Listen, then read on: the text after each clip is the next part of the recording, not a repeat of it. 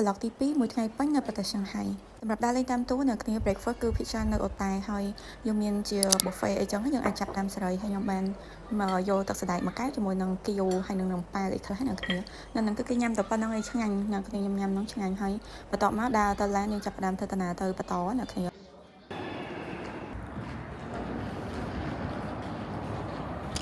30 យួន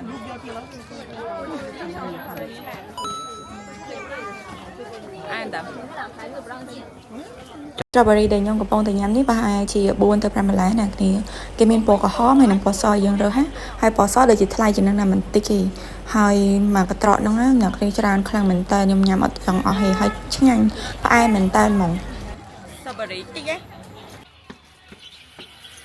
ការធ្វើដំណើរលើកនេះគឺខ្ញុំបានជ្រើសរើសជាមួយនឹងការដើរតាមទូអញ្ចឹងខ្ញុំដើរតាម skate yoga ក្នុង skate yoga គឺមានច្រើនខ្លាំងមែនតើដើរបានច្រើនកន្លែងនៅគ្នាដូចកន្លែងដែលខ្ញុំមកនេះគឺកន្លែងភ្នំមកជួបភ្នំដាំតែនៅគ្នាដែលយើងធ្លាប់តែឃើញក្នុងរឿងអីចឹងអញ្ចឹងគេនាំយើងមកកន្លែងនេះដូចកន្លែងវប្បធម៌ចោលគេមកនឹងឯអ្នកគ្នាដើម្បីមកមើលការដាំតែគេនៅមកជួបភ្នំហើយគេមានលក់តែលក់អីដែរអ្នកគ្នាហើយក៏ខ្ញុំបានចូលកន្លែងគេលក់តែកន្លែងគេលក់តែនេះគឺគេឆុងតែគេណែនាំអីអញ្ចឹងណាមួយយ៉ាងដែរអ្នកគ្នាហើយក៏បានជាវខ្លះយកទៅគេវិញដែរ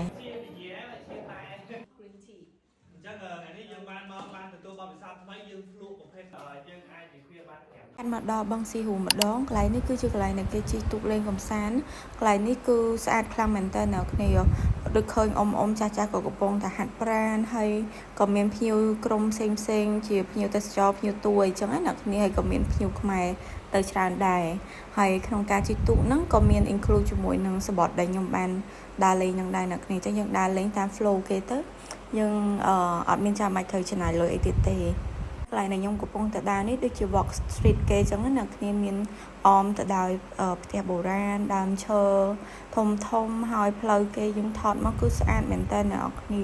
ថ្ងៃដែលខ្ញុំទៅនឹងអាកាសធាតុគឺល្អមែនតើអ្នកគ្នាបើកថ្ងៃប៉ុន្តែអត់ក្តៅពេកទេយើងអាចដើរលេងបានតមកដល់កន្លែងជិះទូកអ្នកគ្នាឃើញផ្កាអង្គាសគេស្អាតទេឡើងស្អាតមែនតើអានេះរបៀបក្នុងខែ3ផ្កាគេចាប់ផ្ដើមដោះហើយណាអ្នកគ្នាអញ្ចឹងផ្កាអង្គាសផ្កាសាការ៉ាផ្កាអីផ្សេងហ្នឹងគឺដោះក្នុងរយៈពេលខែនឹងឯងការជិះទូកនេះមានរយៈពេលប្រហែល1ម៉ោងជិះទៅវិញទៅមកមើលបឹងឡើងជុំវិញហ្មងណាអ្នកគ្នាតែខ្ញុំមើលអត់សពទេតែសភាពគេស្អាតច្រើនហើយដោយការដែលខ្ញុំកំពុងថតនេះគឺមានប្រាសាទអីគេនោះអ្នកគ្នាគេនាំគ្នាថតពេញហ្នឹងហើយខ្ញុំផ្លេចបាត់ហើយមិនដឹងប្រាសាទអីទេហើយក៏បានជិះតទៀតចឹងណាអ្នកគ្នាមើលទឹកគេឡើងខៀវស្ងាត់ហ្មង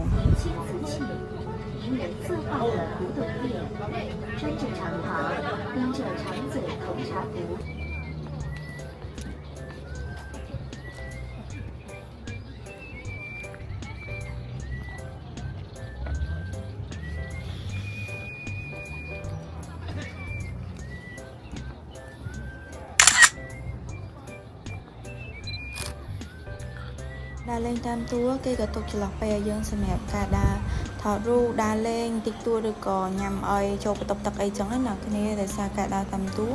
មានបែបទាំងមនុស្សចាស់ទាំងក្មេងបែបគ្រួសារអីចឹងណាចឹងយើងអធិស្ឋានគ្នាតិចតួទៅដើម្បីឲ្យកម្មវិធីលូនទៅមុខណាគ្នា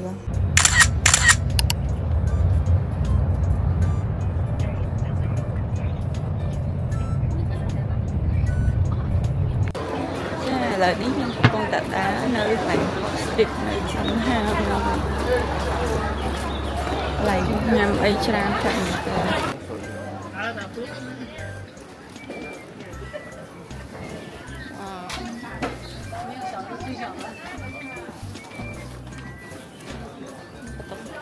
មុនមកចិនណាអ្នកគ្នាប្រកាសជាឃើញគេតែងខ្លួនបែបពនាងចិនជីទូកជីអីបែបបុរាណអីចឹងគឺនៅកន្លែងនេះឯង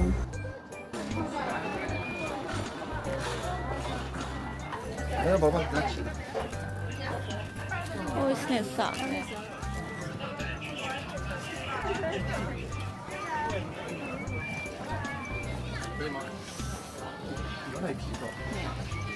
អូអានេះមកតែ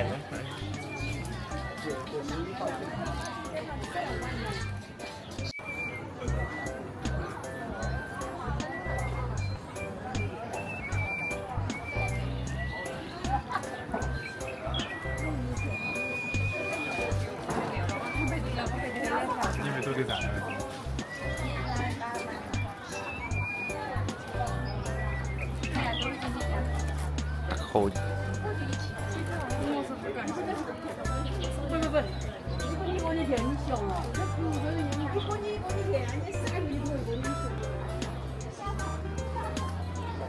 តែចិនធំខ្លាំងណាស់ថាខ្ញុំទៅជនជាតិខ្មែរមកលេងចិនដើម្បីមើលគេមើលឯងតែមានណាខ្ញុំឃើញជនជាតិចិនហ្នឹងគាត់មកដើរលេងបែបជាក្រុមដែលនឹងមានចាស់មានក្មេងអីដូចគ្នាចឹងអ្នកគ្នាហើយគេមកពីខេត្តផ្សេងនេះដែរចឹងណា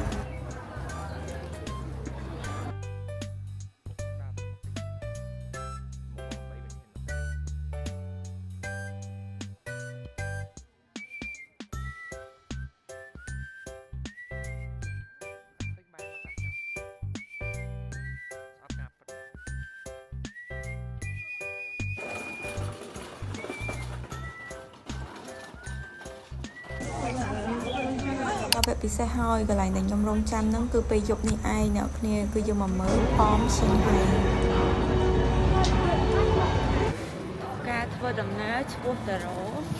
ផមសៀងហៃហើយធំតែមើលខាងក្រៅណាអ្នកគ្នាអីដែលពិសេសហ្នឹងគឺបានដើរចូលហ្មងហើយអានេះគឺខ្ញុំកំពុងតែបញ្ញាប់ដើរចូលហ្មងព្រោះពេលដែលខ្ញុំទៅហ្នឹងរៀង late ដែរlast minute ហ្មង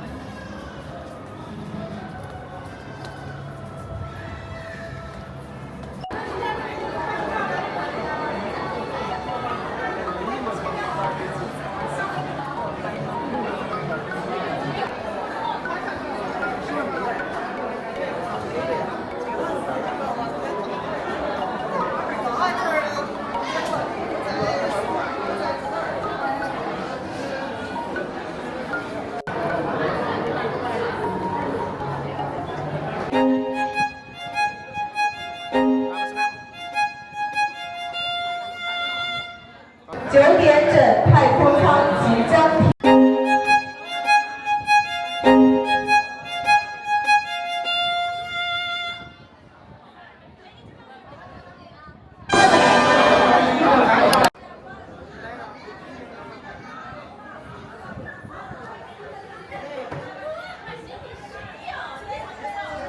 នៅសៀងហៃហ្នឹងពេលយប់គឺជាពេលដែលស្អាតជាងគេបំផុតហ្មងដោយសារតែនៅសៀងហៃនេះគឺគេមានអគារខ្ពស់ច្រើនហើយ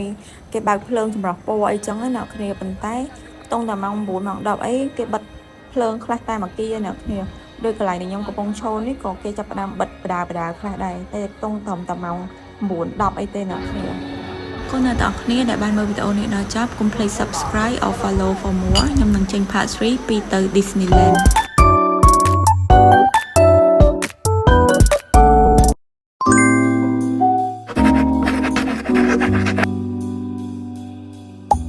thank you